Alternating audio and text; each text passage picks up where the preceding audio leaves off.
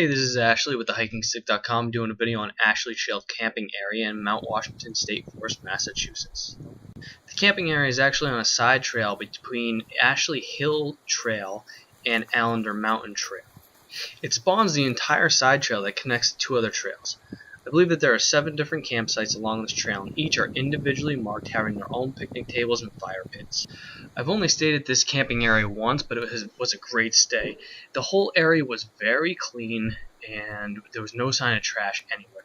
Even the privy was clean, and it smelled like cinnamon for some reason, which I've never smelled in any other privy on any trail I've been on.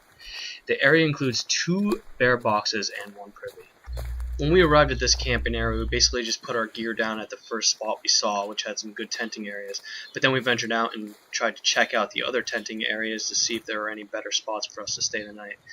They were all pretty good, but some of them, the land was kind of hilly, I guess you could say, so it didn't look as good for tenting as the one that we plopped our gear down at the first spot, but you could definitely use them to tent. Overall, this is a nice place to stay, and it's actually not that far from the Appalachian Trail. If you were hiking the Appalachian Trail at the southern spot in Massachusetts, and you were close to Glenbrook or the Hemlock Shelter, you could actually hike down the road and then into Mount Washington State Forest, and it's not that far from parking. It's probably about a mile and a half.